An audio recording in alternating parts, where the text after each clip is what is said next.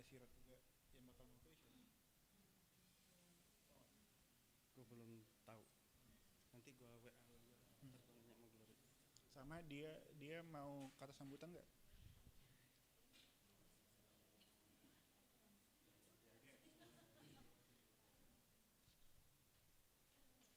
Yuk, kali ya.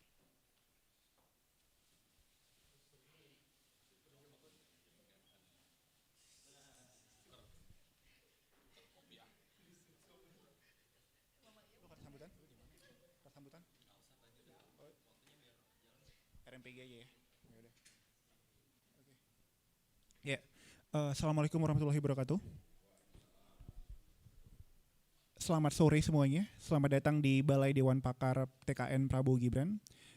Nama saya Alfateh Septianta, selaku MC dan moderator pada hari ini. Salam sejahtera untuk kita semua. Om Swastiastu, Namo Buddhaya, salam kebajikan. Pertama-tama, marilah kita mengucap puji dan syukur kepada kehadirat Allah Subhanahu Wa Taala, Tuhan Yang Maha Esa, yang telah memberikan rahmat dan karunia-Nya sehingga kita bisa dapat berkumpul di Balai Dewan Pakar ini dalam acara untuk audiensi program makan siang gratis. Saya ucapkan selamat datang kepada Pak Rahmat Pambudi, kepada Bu Atalia, dan kepada Mas Dewa, dan kepada Pak Sirot juga, Muhammad Sirot, selaku Dewan Pakar. Acara pada hari ini kita akan membahas mengenai drill in pada program makan siang gratis. Pertama, saya ingin menjelaskan juga sebenarnya apa sih Balai Dewan Pakar itu. Balai Dewan Pakar ini adalah struktur formal di bawah TKN Prabowo Gibran, di mana memiliki tugas pokok dan fungsi untuk memberi gagasan, masukan, dan rekomendasi terkait isu strategis, kebijakan dan program kerja untuk pasangan calon Presiden Wakil Presiden nomor urut 2 Prabowo Gibran. Balai Dewan Pakar melibatkan para ahli intelektual, profesional dari berbagai bidang untuk merumuskan gagasan, masukan, saran, dan rekomendasi untuk memberikan kontribusi positif dalam pencapaian visi misi untuk pasangan calon Prabowo Gibran. Untuk mempersingkat waktu, kita akan langsung masuk saja kepada acara selanjutnya, yaitu menyanyikan lagu Indonesia Raya. Kepada hadirin dipersilakan untuk berdiri.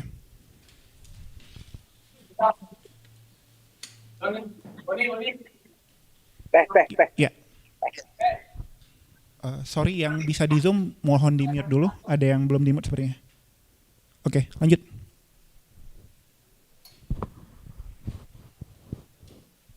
Ya, operator.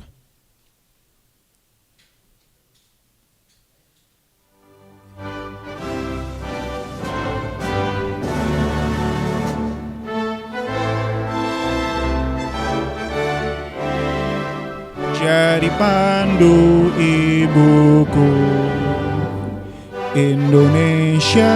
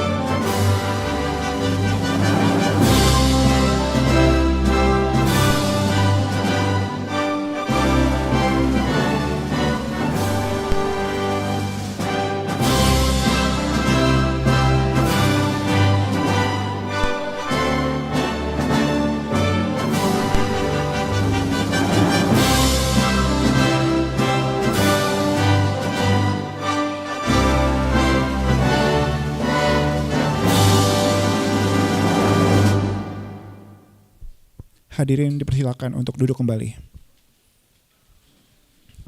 Ya, kita masuk ke acara selanjutnya, itu adalah kata sambutan, di mana untuk acara pada sore hari ini didukung oleh dua organisasi. Yang pertama Balai Dewan Pakar dan kedua adalah dari Relawan Muda Prabowo Gibran atau RMPG. Untuk mewakili memberikan kata sambutan, silakan perwakilan dari RMPG Mas Hanif Hadrian. Kepada Mas Hanif Hadrian dipersilakan untuk maju ke depan. Tepuk tangan.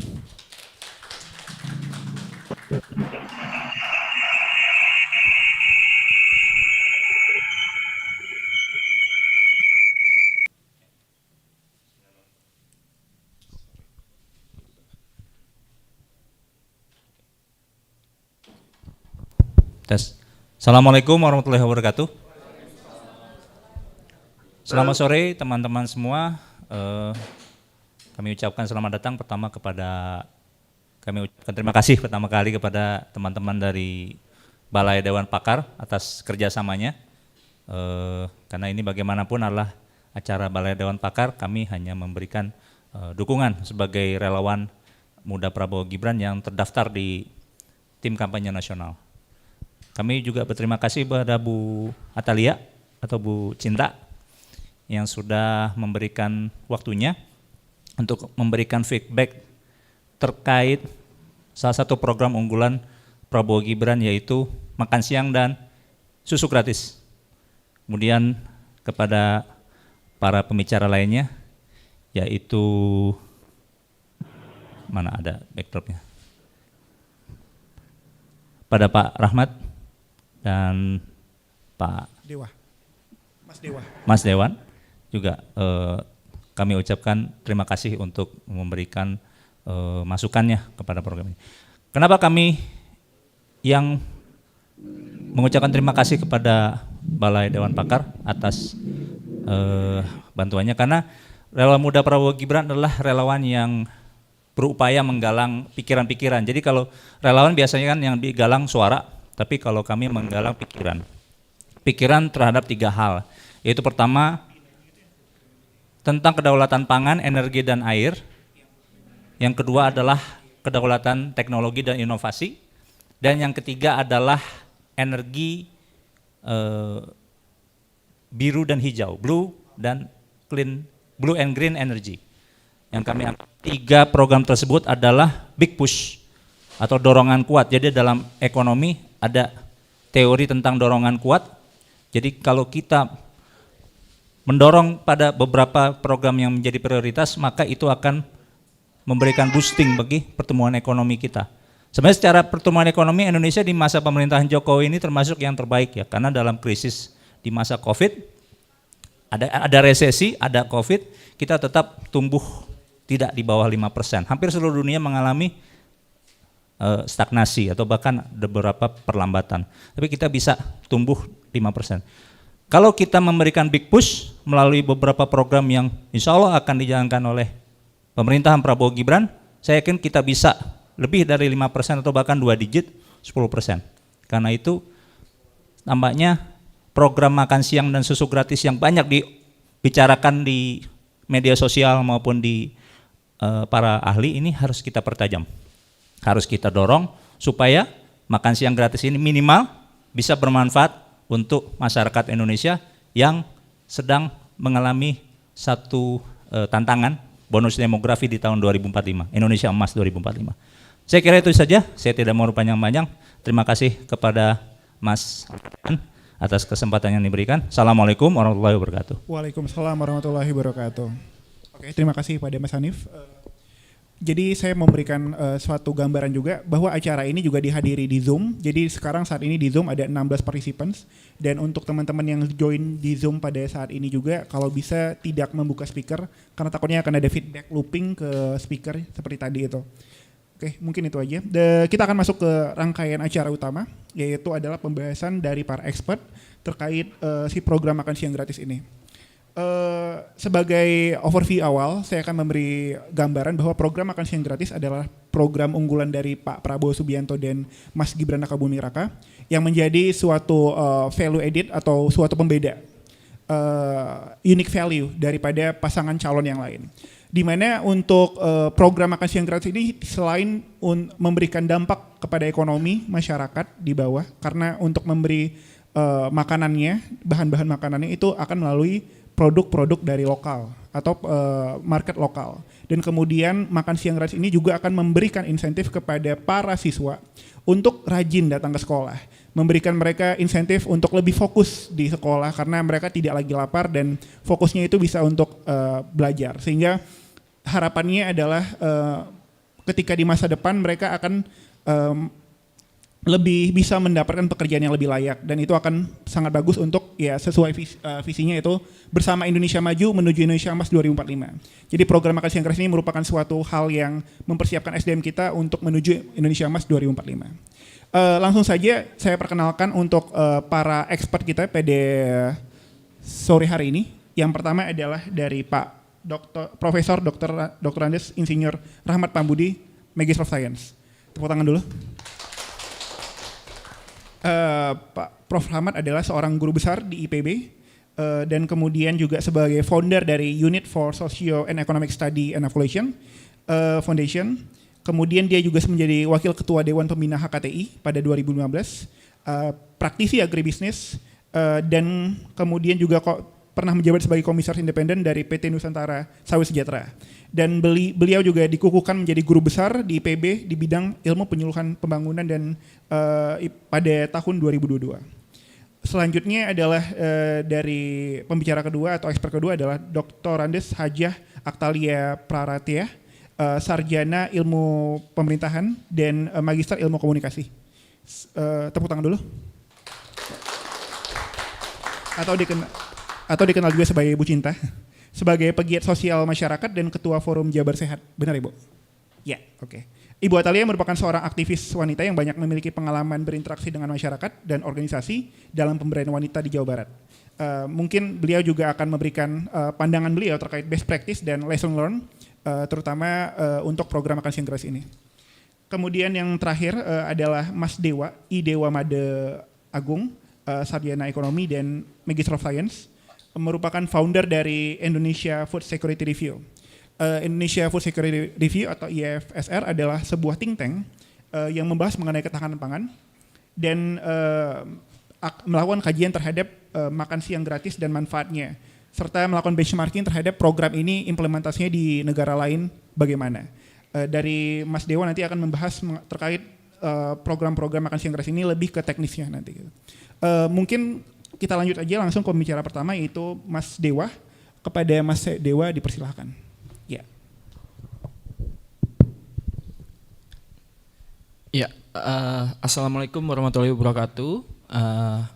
Selamat sore semua. Terima kasih kepada rekan-rekan sekalian telah mengundang saya pada sore hari ini untuk berbagi sebenarnya. Jadi karena waktunya singkat ya, jadi kayaknya saya bakal cerita lebih apa itu makan siang gratis, bantuan nutrisi bagi ibu hamil, bukan berdasarkan teks, tapi mungkin lebih ke pengalaman di luar seperti apa gitu loh. Jadi pertama kali saya dengar program ini dan merasakan langsung itu dulu waktu saya masih sekolah. Saya sekolah dulu di Paris, 2015 saya coba main ke anak ibu kos saya ceritanya. Main ke sekolah anak ibu kos, terus dapat makan gitu. Terus yang nyiapin itu ada chef. Chefnya dari hotel bintang 4 dan hotel bintang 5 teman-teman. Terus saya tanya, ini bayar apa enggak sih atau masuk ke dalam tuition fee? Ternyata enggak, ternyata gratis. Dan itu common sekali di luar negeri gitu. Lalu saya pergi ke Jerman juga seperti itu. Lalu saya pergi ke negara-negara Eropa lainnya juga demikian. Menariknya, saya pikir ini cuma ada di negara maju, Ibu. Ternyata di Brazil, lalu teman-teman saya dari Nigeria, dari Ethiopia, itu tidak amazed dengan program ini. Karena di negara mereka juga mengalami demikian, Prof. Ini biasa sekali, di negara saya juga seperti itu. Loh, masa Indonesia negara G20, tapi setengah-setengah ngejalaninnya gitu loh. Mereka negara-negara yang PDB-nya jauh lebih rendah, tapi komit untuk kasih gizi kepada anak-anak sekolah terus-menerus setiap hari, tidak mau sekolah negeri, mau sekolah swasta, orang kaya, orang miskin. Oh itu saya terpukul sekali tuh ngerasain itu gitu loh. Lalu saya coba apa sih kaitannya makan di sekolah dengan ketahanan pangan sebenarnya, karena fokus saya di ketahanan pangan. Ternyata Prof, luas sekali ya ketahanan pangan itu ya Ibu juga ya. Kita berbicara tentang availability. Pangan tuh barangnya ada apa enggak? Barangnya ada. Lalu ngomongin pangan kedua mengenai akses. Kalau barangnya ada, bisa diakses atau enggak sih? Tadi Ibu cerita mengenai beras, misalnya Ibu Atalia cerita di Jawa Barat itu surplus loh beras loh, gitu loh. Nah, bagaimana kita mengaksesnya gitu loh. Termasuk dengan harganya memadai atau enggak, mencukupi atau enggak. Percuma kalau barangnya ada bisa diakses tapi harganya mahal, masyarakat tidak bisa konsumsi. Lalu poin yang ketiga itu adalah tentang utilisasi. Jadi barangnya ada, barangnya bisa diakses, harganya murah, sehat atau tidak barangnya ternyata. Itu penting ternyata. Nah ternyata makan siang dan susu atau nutrisi bagi anak-anak dan ibu hamil itu kaitannya, payung hukumnya adalah utilisasi food security namanya kalau kita bilang. Nah dari situ saya coba mengkaji lebih dalam sudah berapa banyak sih negara lain yang menjalankan program ini gitu loh.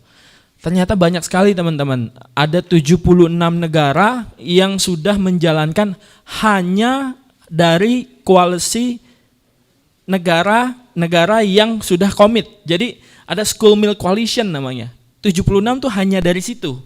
Kalau di luar itu banyak sekali yang sudah menjalankan gitu loh. Menunya macam-macam, bahkan satu negara menunya beda-beda setiap minggu gitu loh. Dan prakteknya pun seperti tadi, beda-beda.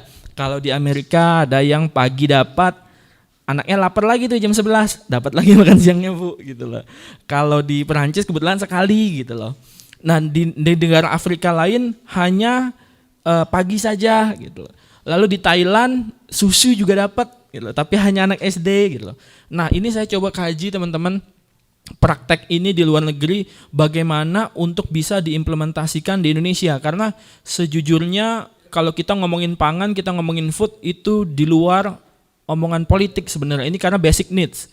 Jadi siapapun yang menjalankan program ini itu sangat mulia menurut saya. Dan program ini karena sudah berjalan lalu coba di riset oleh Badan PBB. Ternyata dari segala macam program yang bisa dijalankan sama pemerintah, program ini yang memberikan investasi terbaik bagi program-program yang lainnya. Jadi kenapa? Karena targetnya anak-anak. Karena anak-anak itu nggak bisa langsung kita kasih hari ini nutrisi, hari itu juga dia bisa berdampak. Tapi long term ya Bu ya. Gitu. Dan justru di situ kaitannya untuk Indonesia Emas 2045 seperti itu. Nah sampai situ teman-teman, saya coba cek di Indonesia tuh program ini tuh sudah berjalan apa belum sih gitu loh. Kalaupun sudah, bagaimana sih programnya gitu loh. Nah mungkin nanti ini juga bisa lebih diceritakan kalau di Indonesia seperti apa oleh Ibu ya. Cuman menurut saya ini program baik, ini perlu dijalankan. Indonesia Food Security Review dalam hal ini punya kajian khusus kalau program ini mau dijalankan apa saja yang perlu diperhatikan. Misal apakah bisa teman-teman kalau misalnya petani lokal misalnya di Cimahi bisa kita serap semua hasil panen pangannya untuk program ini? Oh tentu bisa. Apakah bisa juga peternak yang lain? Oh itu harus bisa. Jadi syaratnya adalah menyerap pangan lokal. Lalu yang kedua, pangan lokal itu kan namanya juga lokal. Lokal di Jawa Barat sama lokal di Papua beda tuh. Karbohidratnya beda jenisnya gitu loh. Syarat yang kedua adalah harus menyesuaikan dengan kondisi pangan lokal. Misal karbohidratnya di sana papeda, di Jawa Barat nasi, di Bali apa, segala macam. Jadi itu syarat kedua. Syarat ketiga, teman-teman, itu harus melibatkan masyarakat lokal. Karena ini dampaknya bukan hanya ke nutrisi atau kesehatan bagi para beneficiary kita bilangnya, tapi multiplier efeknya sangat besar. Misal tenaga kerja yang terserap nanti di dapur, petani, nelayan, peternak, bahkan delivery atau kurir yang bisa kita serap tenaga kerjanya untuk menjalankan program ini. Jadi multiplier efeknya sangat tinggi. Berapa banyak sih uang yang bisa di-save oleh para orang tua murid untuk bisa menyerahkan anaknya supaya tidak makan di rumah, itu kan cost-nya lumayan sekali itu untuk di-save. Jadi peningkatan kesejahteraan juga pasti sangat-sangat berarti untuk program ini dijalankan gitu loh. Nah, mungkin sampai situ dulu saya bisa share karena ini sekali lagi dampaknya sangat luas, baik itu kesehatan bagi anak target atau beneficiary-nya, secara ekonomi juga kemarin kalau kita bisa lihat hasil risetnya bahwa setiap $1 yang diinvestasikan untuk program ini menghasilkan multiplier effect sampai dengan $9 investment atau return-nya.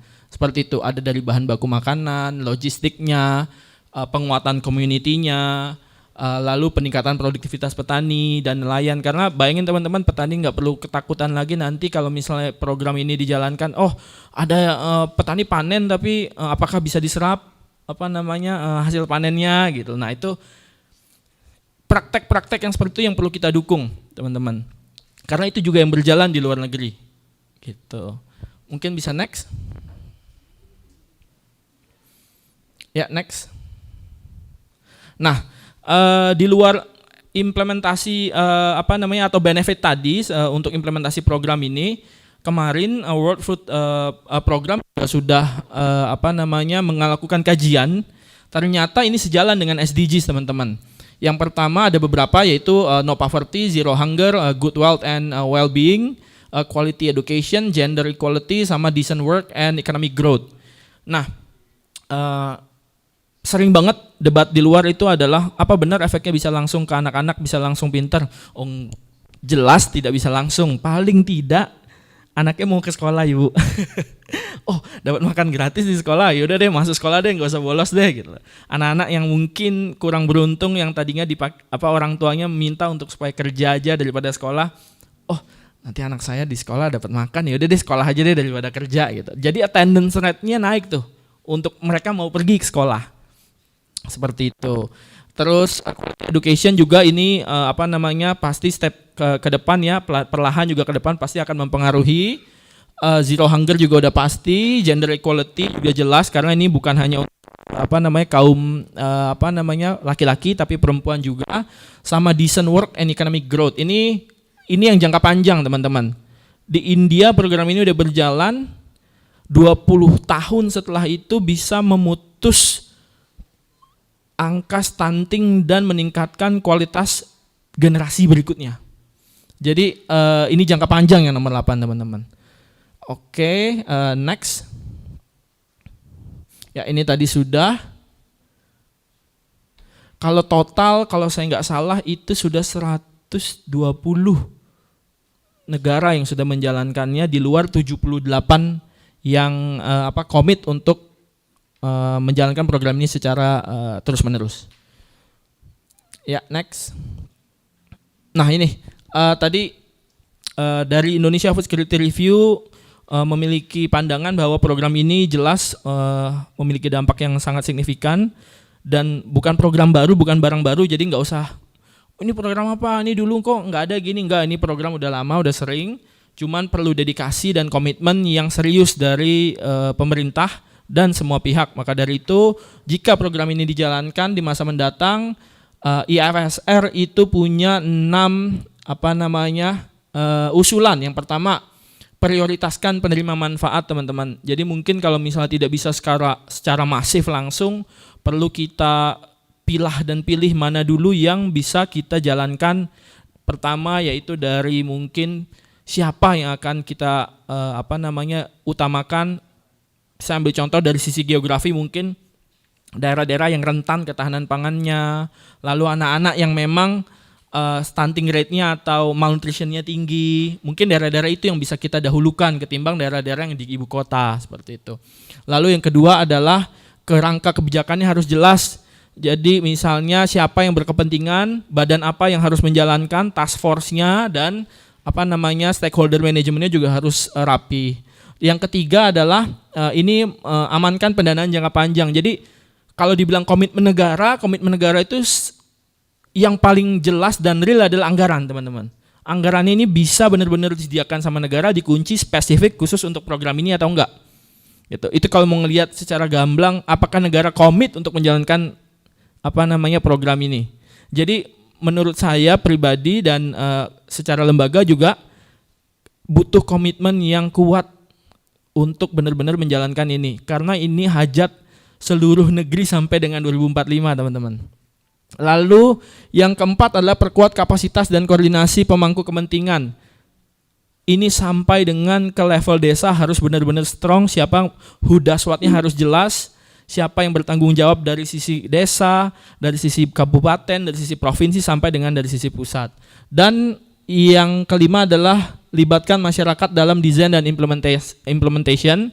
Ini bisa bottom up ya, nggak harus top down. Jadi apa sih keluhan-keluhan masyarakatnya, apa yang masyarakat rasa perlu untuk lauknya ini dong, jangan lauk yang dari daerah lain. Nah mungkin itu perlu kita tampung juga kalau program ini perlu dijalankan. Dan yang terakhir adalah partisipasi masyarakat dan evaluasi, teman-teman. Jadi banyak juga yang di luar bilang program ini rawan gitu. Belum mulai aja udah takut gitu loh. Jadi padahal efeknya luar biasa gitu. Jadi itu sebenarnya kebutuhan-kebutuhan teknis ya. Itu bisa banget untuk diminimalisir, misalnya dengan keterlibatan masyarakat untuk evaluasi. Ada scorecard-nya kalau perlu kita bikinin. Setiap bulan menu harus kita ganti, ada penyelenggara, ada evaluatornya, monefnya harus kuat dalam hal ini, dan masyarakat harus sangat amat dilibatkan, teman-teman. Itu penting. Jadi again dari Indonesia Security Review sangat mendukung program ini. Kita sedang juga menyiapkan kajiannya lebih detail lagi, terutama dari segi implementasi ketahanan pangan atau availability dari pangan tersebut. Kita jalankan program ini, kalau jalan berapa yang perlu kita sediakan nih, sumber pangan kita harus ready berapa banyak nih ke depannya nih gitu. Ya itu kita lagi coba kaji lebih jauh, tapi untuk high level yaitu tadi 6 program ini yang atau usulan ini yang kita galakan, dan kita benar-benar kita ready banget untuk membantu siapapun yang akan menjalankan program ini. Paling dari saya teman-teman sampai situ dulu. Mungkin habis ini saya serahkan kepada moderator kalau ada sesi tanya jawab atau bagaimana, silakan. Ya, oke. Terima kasih banget Mas Dewa. Ada beberapa poin yang saya catat tadi ya, terkait ternyata program ini bukan hal yang baru ya di Indonesia. Ternyata itu dari 1997 sampai 2016, mungkin yang terakhir adalah dari program Progas ya. Progas. Kemudian ya ini bukan barang baru, jadi jangan menjadi anti kita kepada barang ini. Dan kemudian tadi poin-poinnya adalah kalau bisa program ini ke depannya adalah untuk menyerap pangan yang diproduksi secara lokal, di mana pangan tersebut harus memenuhi food diversity atau keberagaman pangan. Jadi tidak perlu untuk mengambil dari daerah lain, di mana manfaatin kayak karbohidratnya dari yang lokal, kearifan lokal. Jadi kalau misalnya di Papua mungkin pakai papeda atau sagu gitu, atau kalau misalnya di daerah yang ada banyak jagungnya mungkin pakai jagung gitu ya Mas, untuk itu. Oke, kemudian tadi poin-poin utamanya adalah mendukung juga terkait SDG, di mana SDG ini sendiri adalah sebenarnya Sustainable Development Goal yang ditujukan dibuat oleh PBB untuk mendukung sustainability dari bumi ini. Kemudian itu juga setuju sama Bappenas, itu searah dengan Bappenas, dan di mana terakhir itu poin-poin pentingnya agar program ini dapat berjalan dengan baik, itu beneficiary-nya diatur supaya orang-orang yang membutuhkan, yang mendapatkan seperti kayak bottom 40, kemudian untuk kerangka kebijakannya diperkuat, pendanaan atau anggaran dipastikan ada, kemudian memperkuat koordinasi antar stakeholder, dan terakhir adalah melibatkan masyarakat baik dalam desain kegiatannya maupun operasional. Nah, poin terakhir ini sangat menarik, jadi melibatkan masyarakat dan dari desainnya, mungkin ini akan jadi poin untuk masuk ke pembicara kedua kita dari Bu Atalia, Dr. Atalia, di mana mungkin Dr. Atalia memiliki banyak lesson learned, pengalaman yang bisa dibagikan kepada kita semua terkait si program makan siang gratis ini. Kepada Bu Atalia dipersilakan. Terima kasih. Terima kasih. Baik, selamat sore teman-teman semuanya. Assalamualaikum warahmatullahi wabarakatuh. Teman-teman, saya senang sekali bisa hadir di sini. Sebetulnya kapasitas saya bukan sebagai, karena keilmuan saya lebih ke politik dan juga ke komunikasi gitu. Tapi dalam perjalanan saya 10 tahun ini saya penggerak di masyarakat. Saya sangat memahami terkait dengan program-program di masyarakat dan beberapa juga menjadi kendala di masyarakat karena ternyata tidak semudah yang biasanya orang pikirkan begitu dalam menjalankan sebuah program. Nah, jadi saya perkenalkan sedikit, silakan next dulu sedikit saja. Jadi saya pernah menjadi ketua tim penggerak PKK baik di Kota Bandung maupun di provinsi. Saya juga sekarang saat ini menjadi Ketua Kuada Pramuka Jawa Barat, punya program ketahanan pangan juga. Di PKK juga punya program ketahanan pangan dan lain sebagainya. Tapi intinya bahwa saya bergerak dari masyarakat. Karena ini waktunya terbatas, saya boleh langsung ke slide nomor berapa ya ini? Nomor 14 aja dulu, Kang. Baik, nanti sedikit saja saya sampaikan. Bapak dan Ibu, mungkin saya agak berbeda bagaimana cara saya memandang terkait dengan makan siang gratis ini ya. Jadi karena ini kita diskusi, maka saya mohon izin untuk menyampaikan pandangan saya sebagai penggerak masyarakat. Bapak dan Ibu, terkait dengan makan siang dan susu gratis, silakan next. Saya melihat ini sebagai sebuah program yang sangat baik sekali. Jadi visi dan misi 8 Astacita Pak Prabowo Gibran ini saya kira ini luar biasa karena saya highlight di sini. Nomor 4, memperkuat pembangunan sumber daya manusia ya dan juga kesehatan, termasuk mendorong kewirausahaan dan pemerataan ekonomi.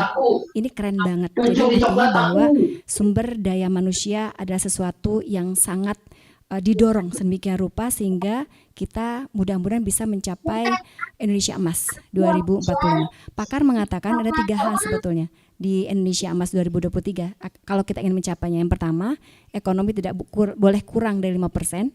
Yang kedua, politiknya harus adem ayem, nggak boleh lagi ada keramaian-keramaian yang tidak penting begitu ya. Jadi harus kondusif politik kita. Yang ketiga adalah anak muda kita kompetitif ya. Mereka anak-anak muda yang kompetitif dan juga secara gizi mereka tercukupi. Kata gizi saya garis bawahi Akang Teteh ya. Baik, selanjutnya next. Kita lihat tadi juga sudah disampaikan menurut Kang Dewa gitu bahwa ini tuh penting sekali begitu karena di masa usia sekolah anak-anak itu perlu untuk ini ada 2 hal. Saya nggak ngarang ini ada di sini ya, dalam arti bahwa supaya mereka itu ada semangat untuk ke sekolah, bahwa mereka tuh bisa fokus di sekolah dan lain sebagainya, itu bagus banget gitu ya. Dan kemudian nextnya ini ada pemberdayaan. Pemberdayaan itu bagus banget. Jadi tadi sudah disampaikan bahwa ada multiplier ekonominya, efeknya tuh bagus banget gitu. Jadi tadi kalau dari $1 jadi $9 tuh keren juga. Terus kaitannya dengan penciptaan lapangan kerja juga bagus banget gitu. Nah lanjut. Nah lalu silakan. Nah tapi ini yang menjadi kendala adalah di sini kalau menurut saya. Sesuatu yang harus kita sikapi bersama-sama. 450T untuk makan siang gratis anak sekolah apakah efektif untuk peningkatan SDM generasi emas? Ini saya sebagai penggerak PKK saya paham sekali di lapangan seperti apa. Silakan next. Nah Akang Teteh ini ada kurva pertumbuhan anak. Jadi anak itu dia akan mencapai masa 50% dari pertumbuhan fisik dan otaknya itu di 2 tahun pertama kehidupan mereka. Nah kemudian dia akan mengalami pelonjakan perkembangan yang sangat-sangat sedikit saja begitu, 8 tahun. Kemudian selanjutnya setelah dia usia 21 tahun dia akan sedikit. Setelah dewasa dia akan lebih ke stagnan begitu. Nah permasalahannya adalah, silakan masuk ke slide nomor 5, mohon maaf.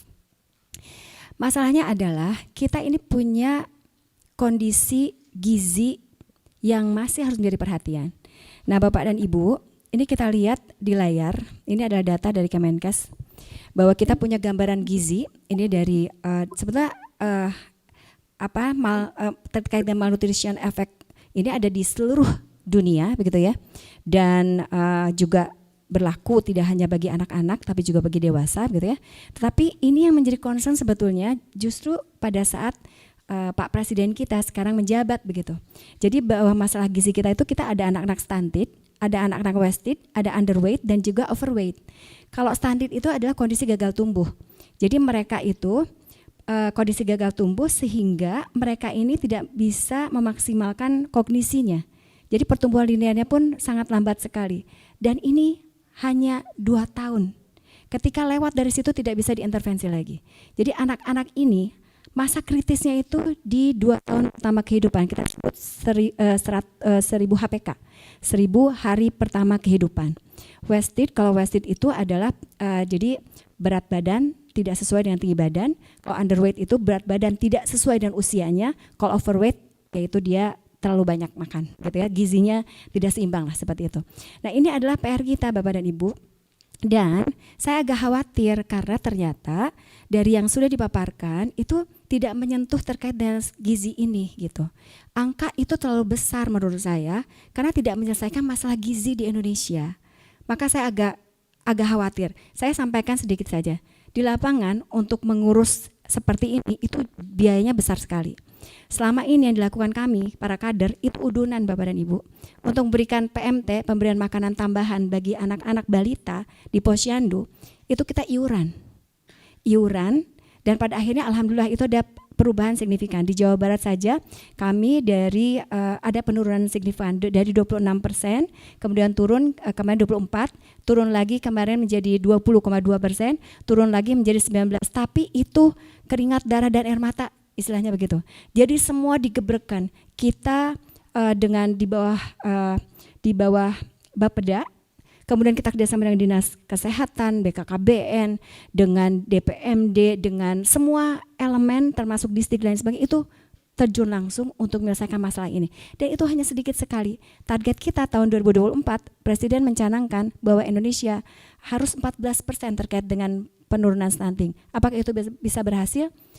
Insya Allah bisa, tetapi tadi bahwa ini harus terus kita dampingi begitu program ini, karena itu tadi bahwa di lapangan itu tidak semudah itu gitu.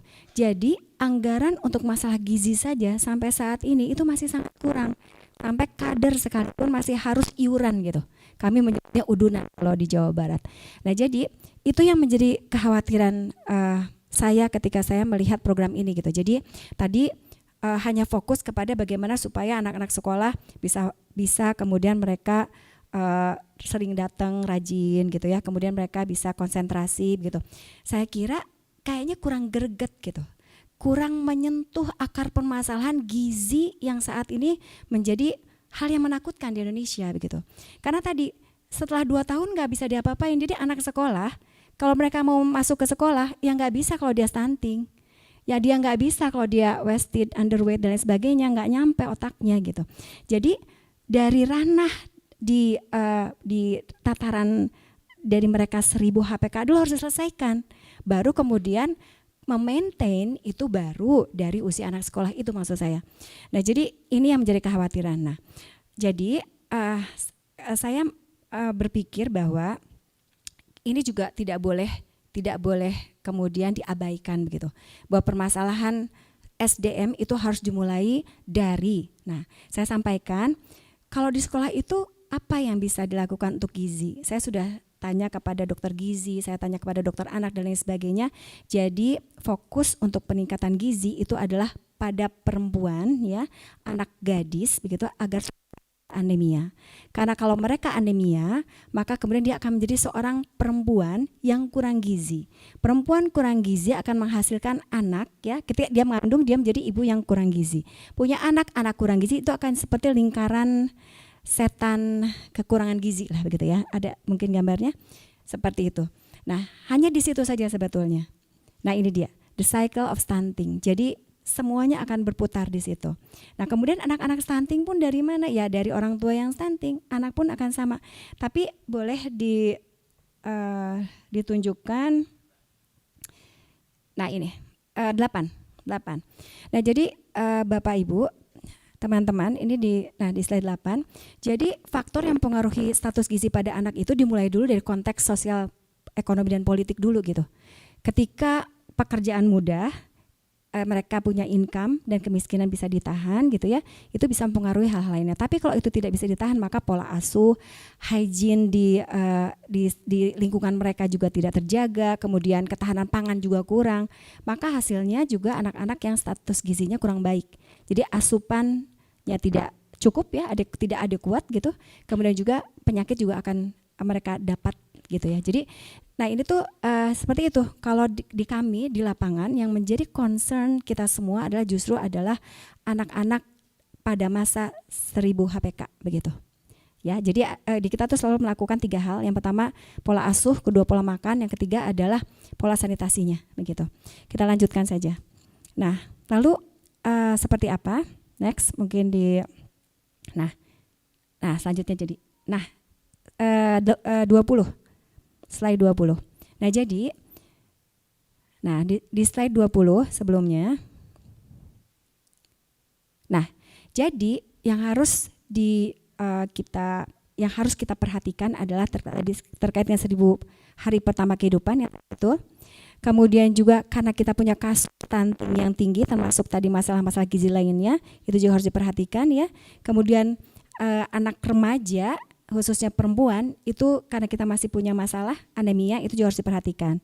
Nah, jadi next, jadi ini sebetulnya saya hanya urun rembuk saja ya. Jadi apakah terkait dengan tadi program makan siang gratis itu bisa mempengaruhi gizi pada anak? Bisa, asal dilakukan secara komprehensif melalui program aksi bergizi di sekolah.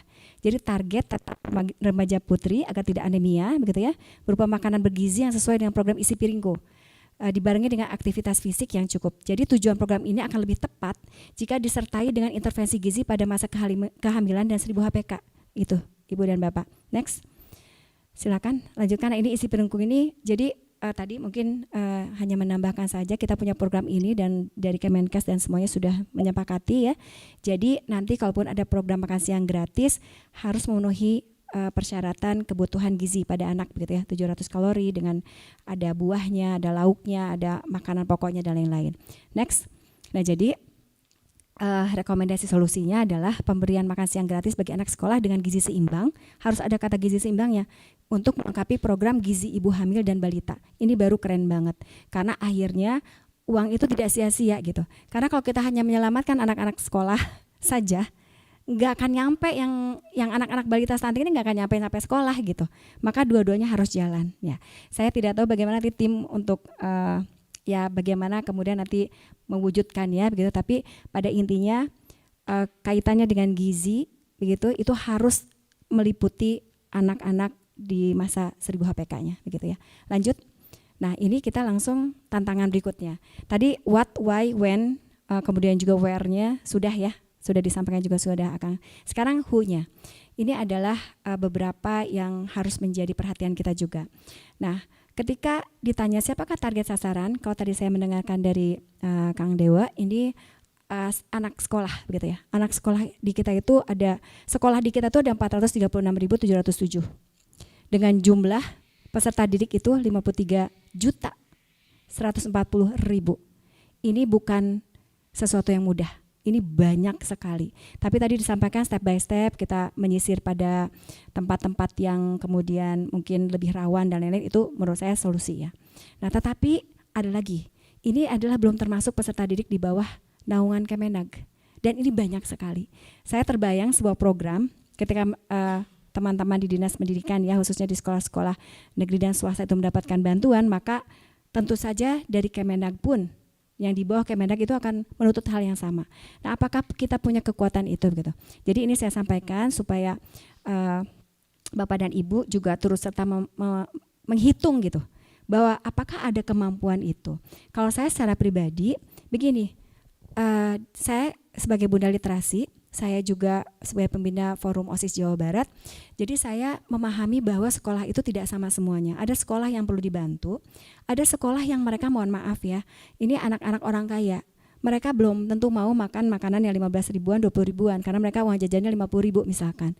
Saya jangan sampai ini makanan itu, akhirnya mereka nggak dimakan, sayang gitu. Jadi memang harus dipikirkan bagaimana supaya makanan ini tepat. Yang kedua, masalah kita adalah selera. Selera itu tidak mudah. Saya di rumah dulu, ibu saya punya 25 anak kos.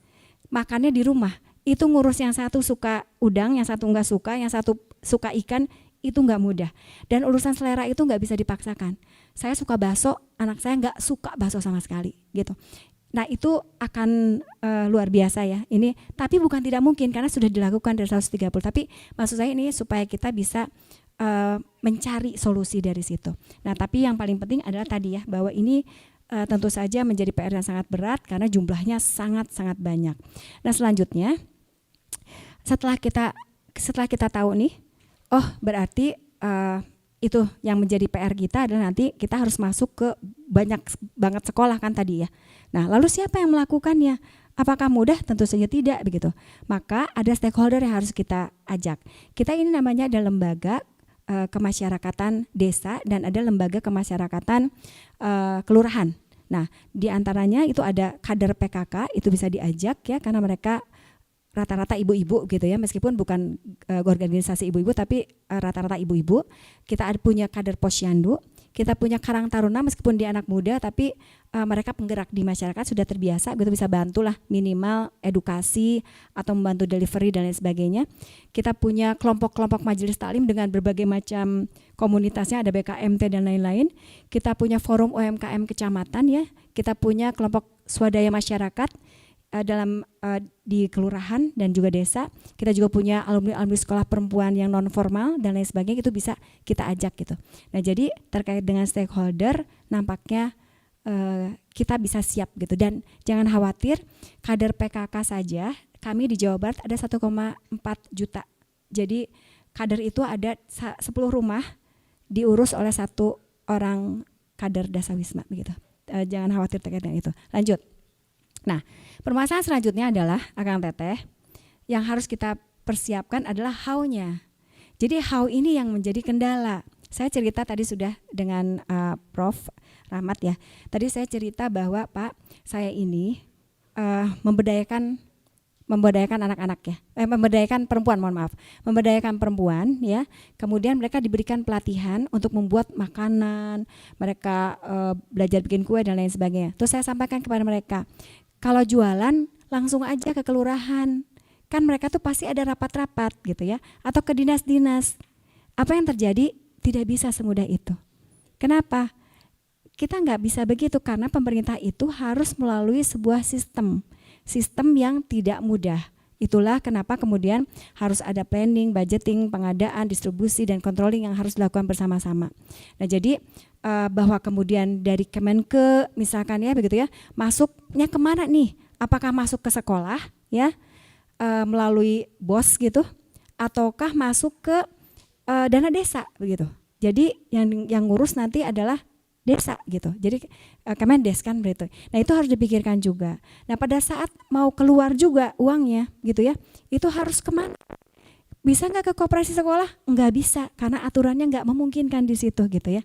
Nanti bahaya, itu bisa kena semua gitu ya. Nah, jadi ini nggak mudah gitu. Apakah bisa? Tentu saja bisa gitu. Hanya tadi prosesnya, jadi rantainya panjang sekali. Maka memang harus dibantu dengan regulasi nanti ke depannya oleh mungkin pemerintah berikutnya ya, nanti akan oleh tim juga nanti mungkin bisa dipikirkan gitu ya.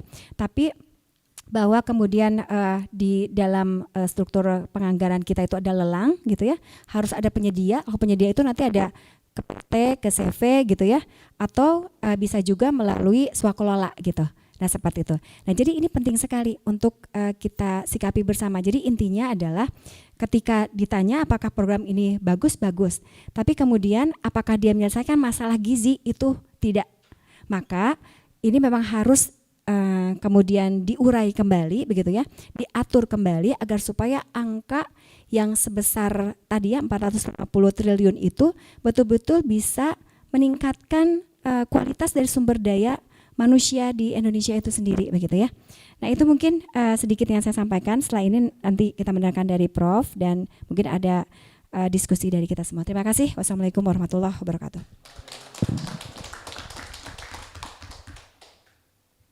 Terima kasih kepada Bu Atalia, tadi insightful banget untuk paparan-paparannya. Jadi yang bisa saya rangkum coba, pertama adalah program Makan Siang Gratis ini memberikan multiplier effect kepada baik pada ekonomi maupun kepada kesehatan dan tumbuh kembang anak, di mana kita tentunya program Makan Siang Gratis ini utamanya adalah untuk meningkatkan SDM agar siap untuk Indonesia 2045. Kemudian Indonesia saat ini kondisi aktualnya masih mengalami triple burden nutrition, yaitu pertama adalah di bagian obesitas, stunting, dan juga wasted. Kemudian tadi juga memberikan insight bahwa program ini udah dijalankan dan dengan swadaya swakelola swanggaran melalui udunan iuran. Kemudian ya ini sangat sebagai contoh bahwa gotong royong kita untuk membuat program pemerintah itu bisa berjalan juga. Dan tadi ada insight bahwa untuk makan untuk nutrisi itu utamanya itu fokusnya pada 2 tahun pertama dari HPK atau 1000 hari pertama HPK. Jadi setelah lewat dari itu akan telat untuk penanganannya, sehingga program makan siang gratis ini kalau bisa diintegrasikan juga dengan untuk peningkatan gizi ibu hamil dan balita juga. Kemudian tadi juga menarik banget slide terkait yang stakeholder mappingnya. Jadi dari Bu Atalia udah memberitahu ada dari PKK, ada Posyandu, ada Karang Taruna juga, ada Majelis Taklim dan alumni sekolah perempuan. Jadi sebenarnya infrastruktur untuk pelaksanaan dari program makan siang gratis ini sebenarnya udah established di masyarakat. Tinggal gimana caranya pemerintah nanti melakukan engagement dengan mereka untuk melibatkan mereka dalam program makan siang gratis ini. Terima kasih sekali lagi kepada Bu Atalia, Dr. Atalia. Dan selanjutnya sebagai penutup untuk expert kita dari Pak Rahmat Pambudi, Profesor Rahmat Pambudi. Beliau akan memberikan tanggapan terkait tadi dari paparan Mas Dewa dan Bu Atalia. Kepada Pak Rahmat Pambudi dipersilakan. Terima kasih.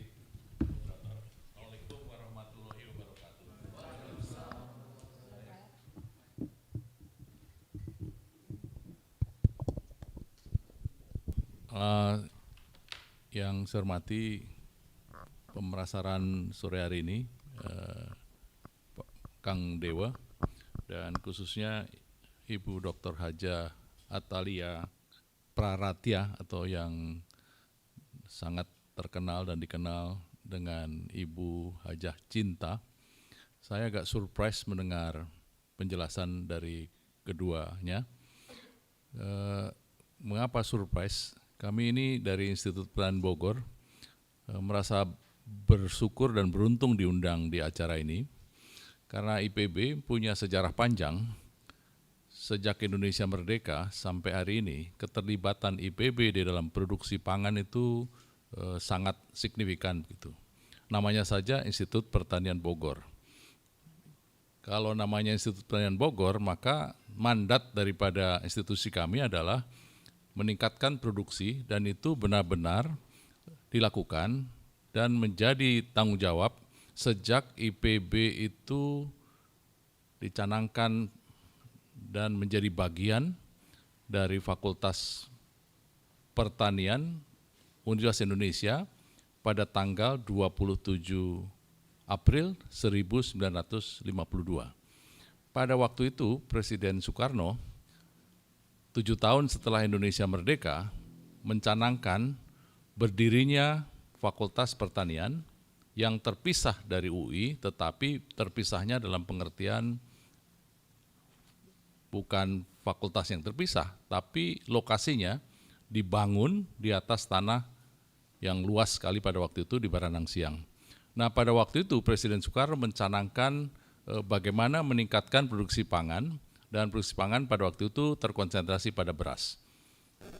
IPB pada waktu itu benar-benar mendapat tantangan karena pada waktu itu pidatonya adalah bahwa pangan adalah hidup mati bangsa Indonesia.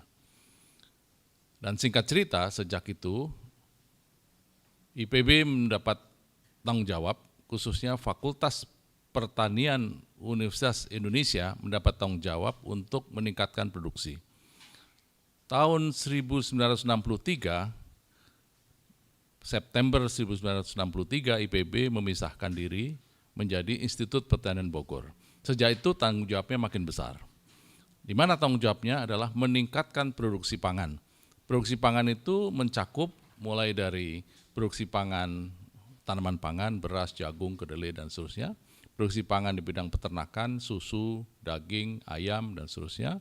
Produksi pangan perkebunan, mencakup produksi minyak sawit dan seterusnya, dan peningkatan itu dilakukan secara konsisten bukan hanya oleh IPB tetapi bersama fakultas-fakultas pertanian di seluruh Indonesia.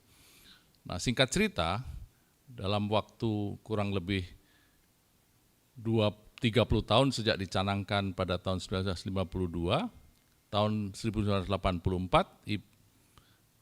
Indonesia mengalami swasembada beras, dan swasembada beras itu mendapat penghargaan yang luar biasa dari Badan Pangan Dunia, dan Indonesia dianggap sebagai negara yang mampu menyediakan pangannya sendiri. Nah, dalam perjalanannya tidak hanya swasembada beras, tetapi juga swasembada susu, swasembada telur, dan swasembada ayam, dan seterusnya. Tetapi program ini, pelaksanaan ini rupanya tidak berlangsung lama.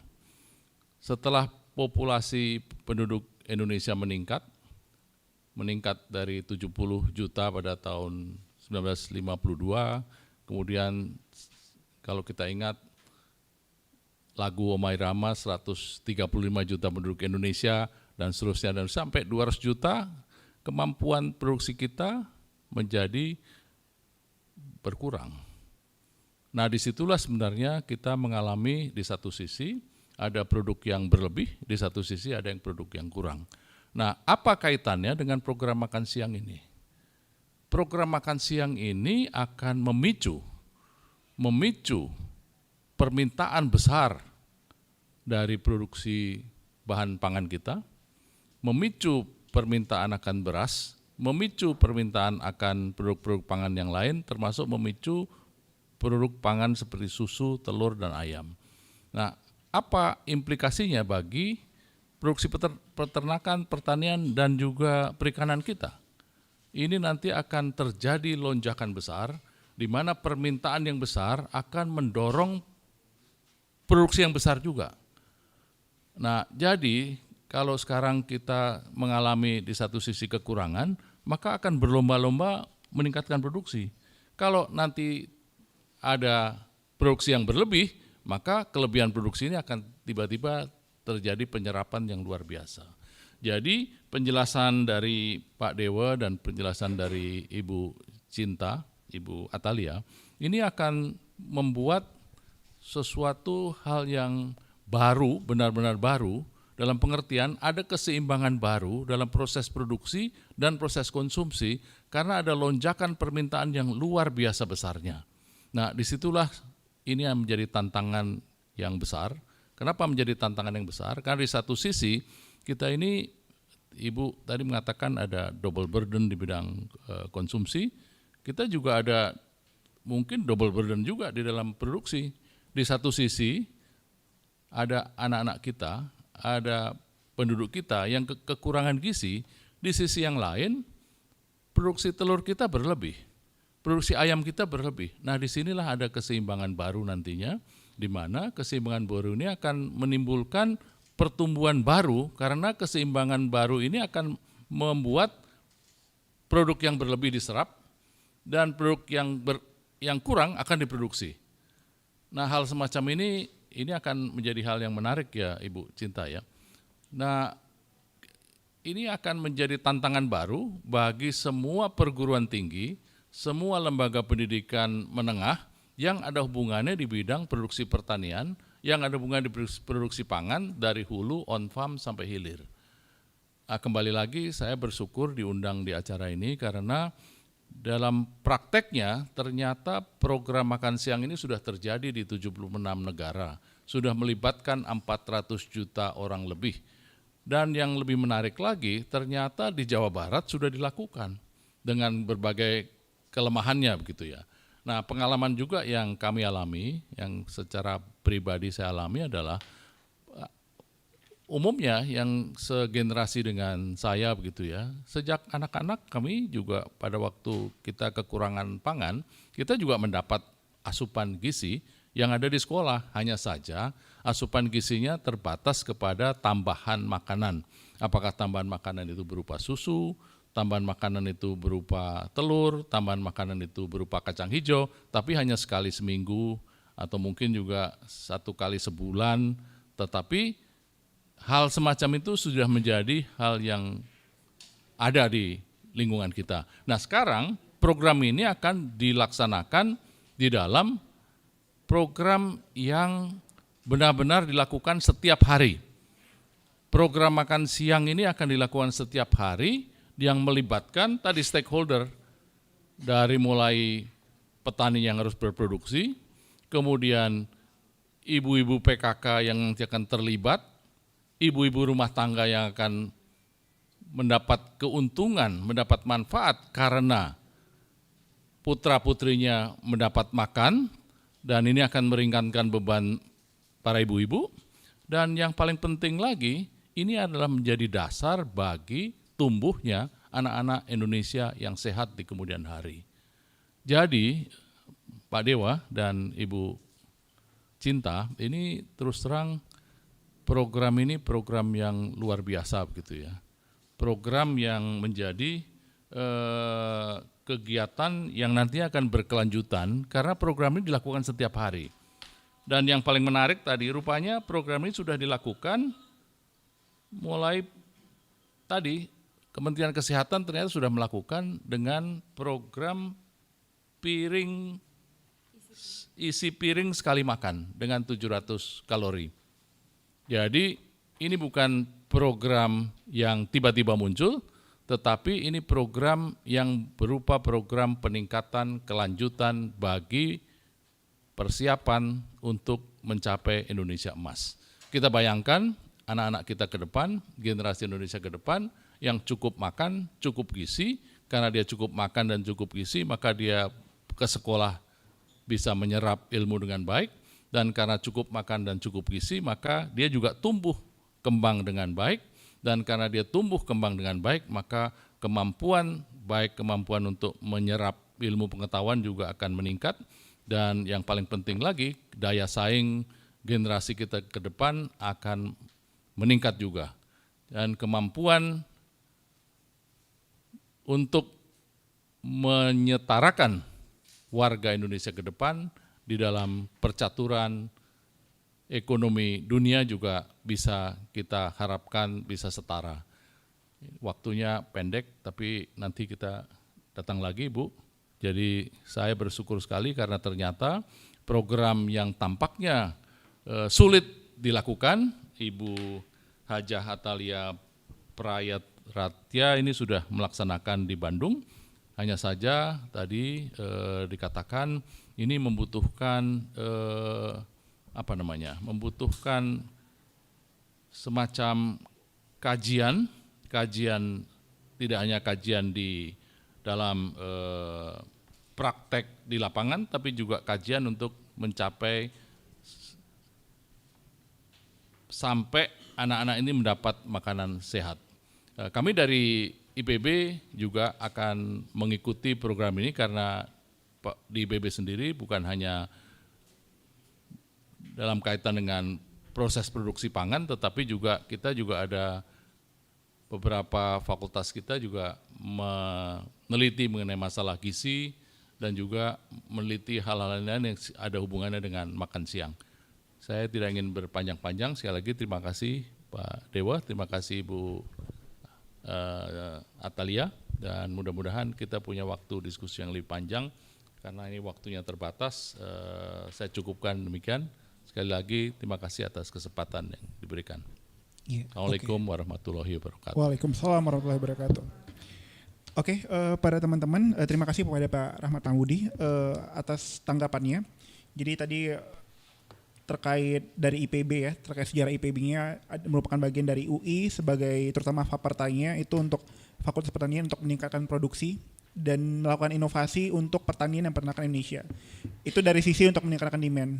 Untuk program makan siang gratis ini akan meningkatkan dari sisi demand dari masyarakat sehingga akan ada insentif bagi industri pertanian dan peternakan Indonesia untuk berinovasi. Sehingga itu akan menggerakkan industri pertanian dan peternakan kita sehingga bisa bersaing dengan internasional. Dan tadi pujian dari Pak Rahmat bahwa program ini merupakan program yang luar biasa, di mana program ini merupakan keberlanjutan dari program dari isi piring sekali makan tadi dari Kementerian Kesehatan.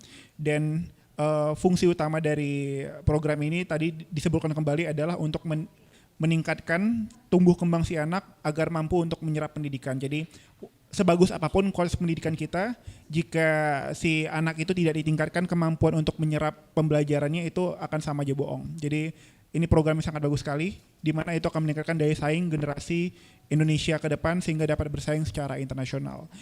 Untuk mempersingkat waktu, karena kita juga sudah dipotong oleh istirahat sholat makan dan ada kendala atau batasan waktu ya kepada Bu Atalia karena akan kembali ke Bandung, dan dari Wush juga keretanya ada batasan juga. Jadi saya rasa mungkin kita mulai masuk ke sisi tanya jawab aja. Kita paling cuma 3 pertanyaan. Jadi ada 1 pertanyaan di Zoom udah ada. Mungkin dari sini dari teman-teman ada pertanyaan. 1, 2 tadi duluan ya, atau 2. Oke. Silakan. Oke. Bismillahirrahmanirrahim. Assalamualaikum warahmatullahi wabarakatuh.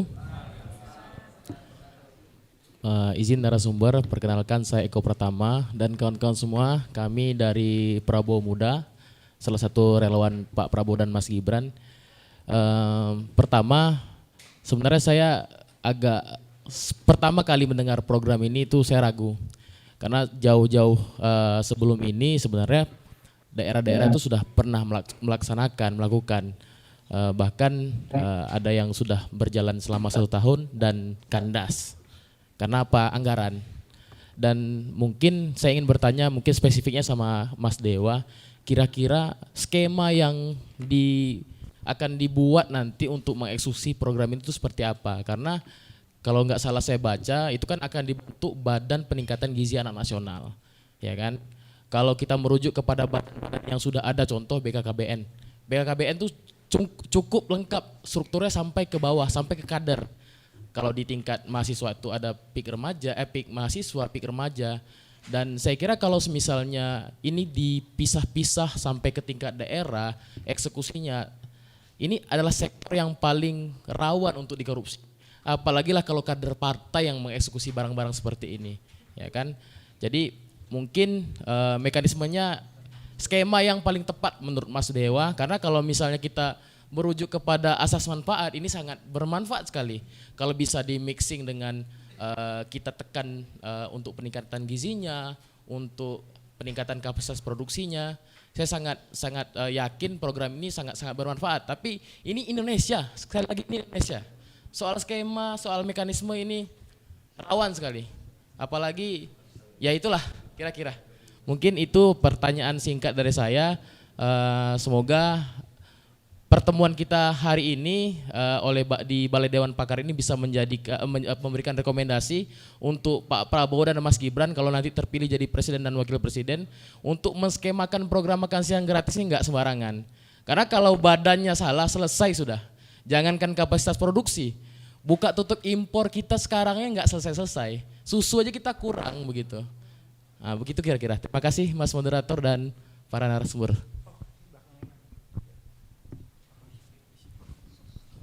Baik, bismillahirrahmanirrahim. Assalamualaikum warahmatullahi wabarakatuh. Selamat malam. Mungkin singkat saja. Saya ingin menyampaikan aja. Mungkin saya ini putra asli dari NTT yang pada hari ini masih berbangga. Kalau misalnya NTT masih di klasemen pertama nih di persoalan-persoalan gizi atau stunting hari ini.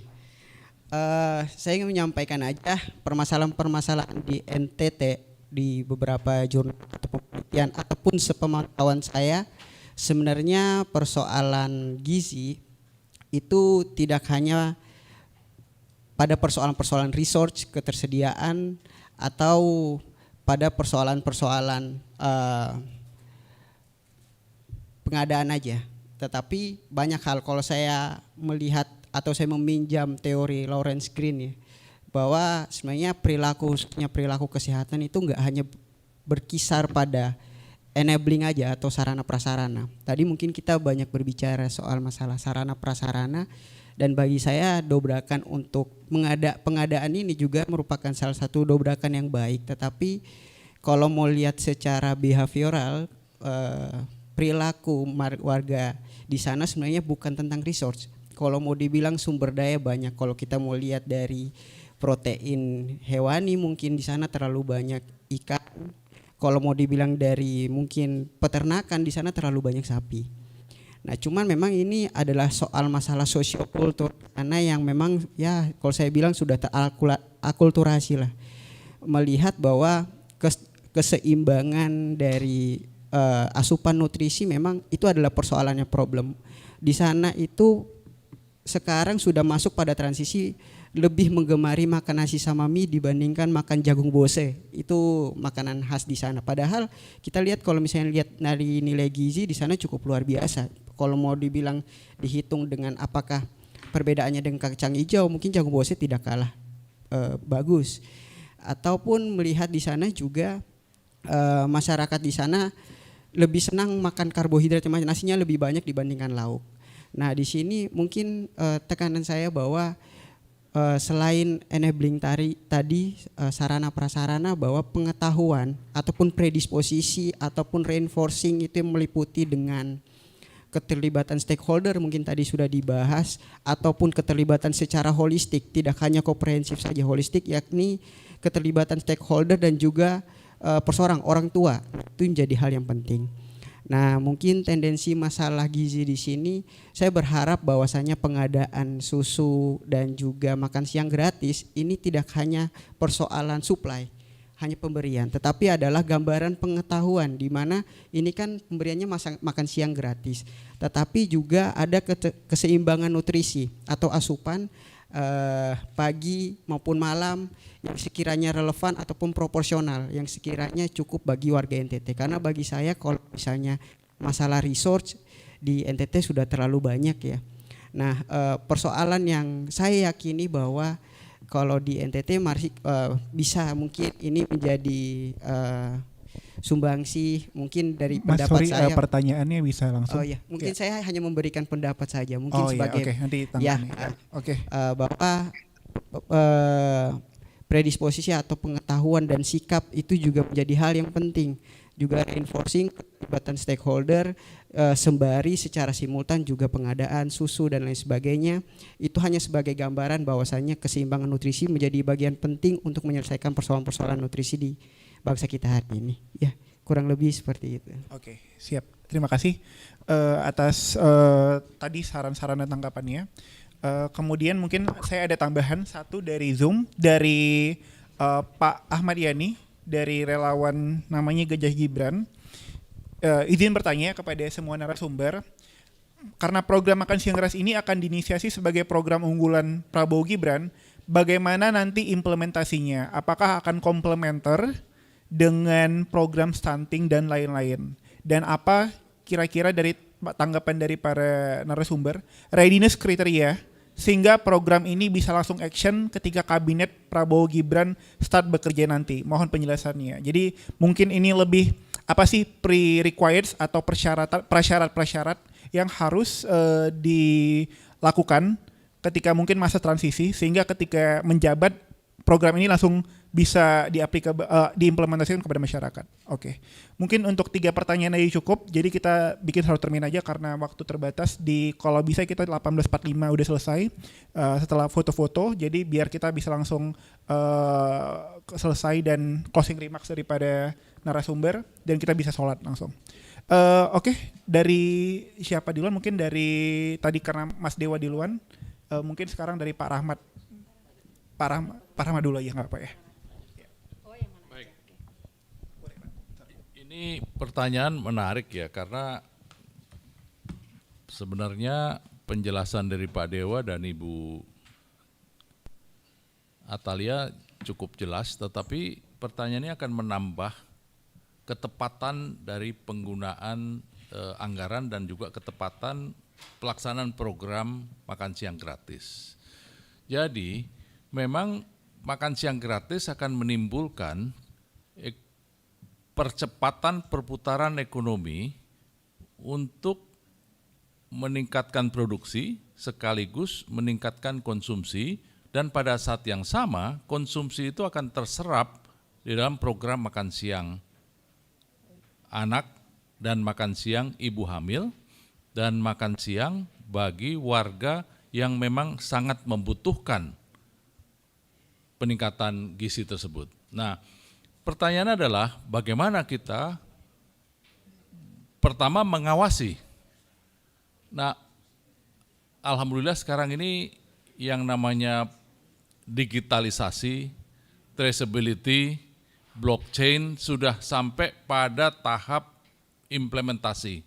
Sedemikian rupa sehingga program ini secara kasat mata bisa diawasi, bukan hanya diawasi secara internal, tapi juga eksternal. Siapapun yang terlibat dalam program ini akan saling mengawasi. Jadi contoh misalnya ada program makan siang senilai 15.000. Tadinya ada telur, ada buah, ada sayur, ada susu, tiba-tiba berkurang, pasti ibu-ibu akan teriak. Anak-anak juga akan teriak, loh tadinya ada makan dengan nilai 15.000 sejumlah ini kenapa tiba-tiba tidak ada. Itu satu hal yang menurut saya tadi pertanyaan yang bagus ya. Kemudian yang kedua adalah menyangkut pendidikan gizi dan pendidikan makan juga. Tadi Ibu Atalia sudah mengatakan bahwa selera makan anak, selera makan setiap siswa itu berbeda-beda. Tetapi dengan program makan siang dikaitkan dengan program pendidikan, maka ini akan menjadi kebiasaan kita.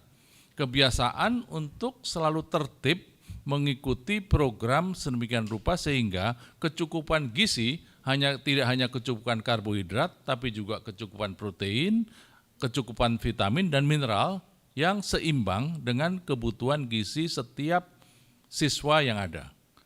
Nah, ini juga akan menimbulkan permintaan baru di dalam program untuk penyediaannya sampai dalam proses produksinya dan proses pengolahannya. Karena itu nanti akan ada pendampingan dari ahli gizi, pendampingan ahli tata boga, pendampingan ahli masak yang tidak hanya mengolah pangan ini yang sesuai dengan selera, tapi sesuai dengan kebutuhan gizinya. Dan yang paling penting lagi, ini akan menimbulkan pertumbuhan ekonomi daerah dan lokal yang perputaran ekonominya ada di daerah itu. Jadi kalau ada peternakan ayam, ada peternakan sapi perah di sekitar itu, ya dia akan tumbuh karena akan terserap produknya, akan terserap produksinya. Dan nanti akan saling menyesuaikan. Kalau misalnya di wilayah itu ada 1.000 siswa, 1.000 ibu-ibu yang membutuhkan makanan, maka produksi akan menyesuaikan dengan kebutuhan. Kemungkinan akan berlebih ada, kemungkinan kurang ada, tetapi siklus kelebihan dan kekurangannya akan terserap secara otomatis. Dan yang paling penting lagi akan timbul agroindustri wilayah dan akan tumbuh ekonomi daerah dan akan tumbuh petani-petani baru yang menyediakan kebutuhan-kebutuhan untuk makan siang gratis ini. Jadi saya bersyukur sekali diundang karena IPB dengan program agromaritimnya ini akan bisa secara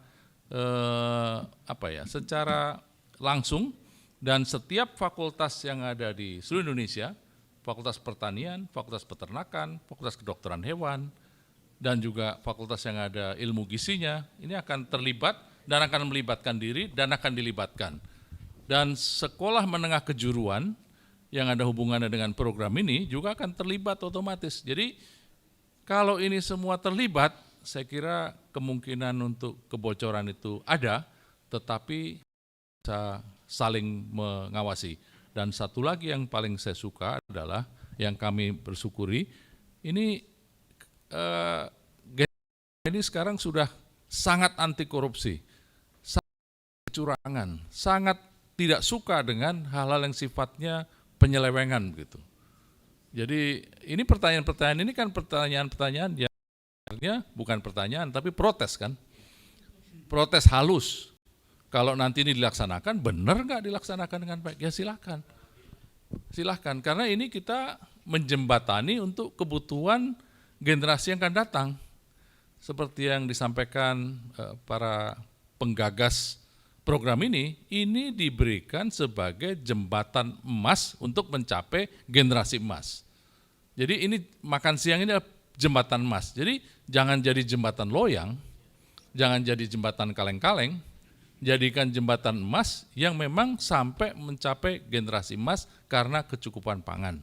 Dan kecukupan pangan ini adalah bagian dari undang-undang pangan kita, dan menurut undang-undang pangan, pangan adalah bagian dari pemenuhan hak asasi manusia. Undang-undang pangan nomor 18 tahun 2012 mencanangkan bahwa pangan adalah bagian dari hak asasi manusia. Jadi sekali lagi Ibu Atalia, Kang Dewa, saya tidak menduga bahwa ternyata apa yang dibayangkan Kang Dewa jauh daripada yang saya harapkan, karena ternyata sudah jauh sekali. Dan ternyata yang lebih saya surprise, Ibu Atalia sudah mempraktekkan dan sudah bisa membayangkan kira-kira melaksanakannya bagaimana.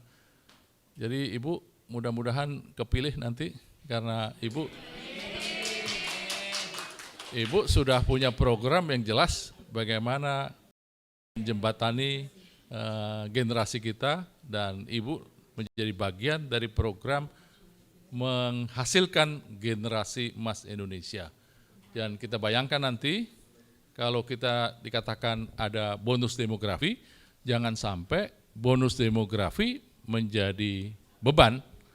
Bayangkan kalau bonus demografi itu anak-anaknya kurang gizi, anak-anaknya kurang makan, anak-anaknya tidak tumbuh kembang sehat. Nah sekarang bersama Ibu Atalia, bersama Kang Dewa, kita benar-benar membayangkan program Indonesia Emas ini bisa terlaksana dengan baik. Terima kasih Bu Atalia sekali lagi, Bu Hajah Atalia. Terima kasih Kang Dewa. Jadi mudah-mudahan IPB dan Fakultas Pertanian dan Perguruan Tinggi seluruh Indonesia dan juga SMK bisa terlibat dan dilibatkan dalam program ini. Terima kasih. Assalamualaikum warahmatullahi wabarakatuh. Iya, langsung dilanjut oleh Bu Atalia. Ya, Baik. siap. Saya kan Iya, menjawab. Bu Atalia Baik. langsung. Terima kasih banyak. Saya memulai dulu dari Kang atau Mas Iski, ya betul ya, namanya Mas Iski. Tadi siapa namanya? Kenapa jadi oh ya. Mohon maaf, dirubah sedikit. Tadi banyak sekali masukan ya, terima kasih banyak. Tadi terkait dengan, ternyata tidak hanya terkait dengan hal-hal yang bersifat fisik nantinya ya, dalam bentuk pangannya dan lain sebagainya, tapi ternyata juga penting terkait dengan edukasinya.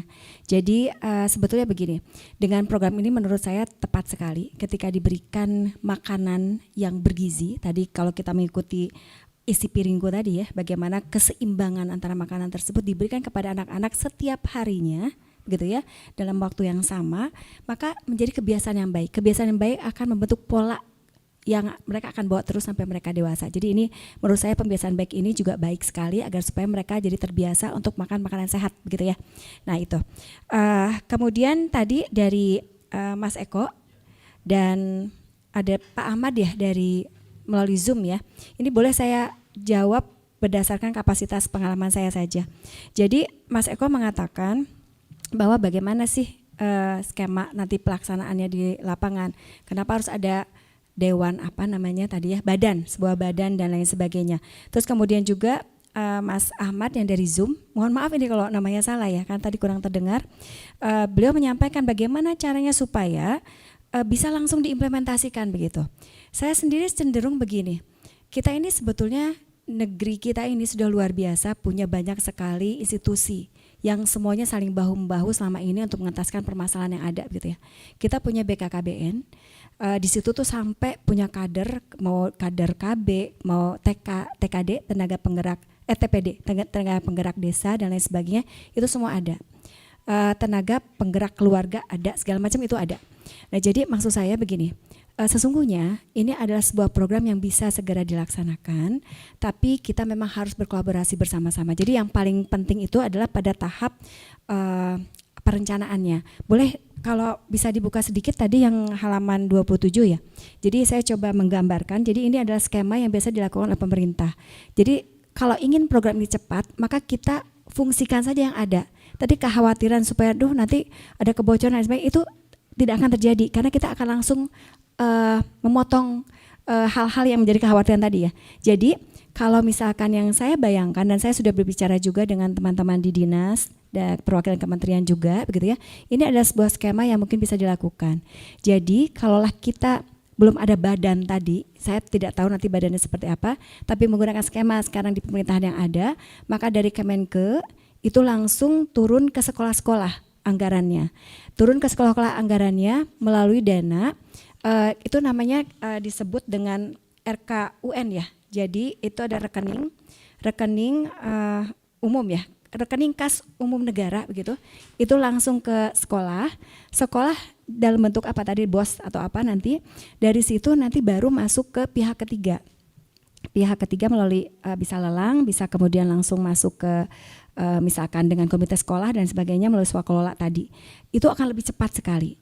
Dari situ langsung nanti kerjasamanya dengan penggerak di masyarakat.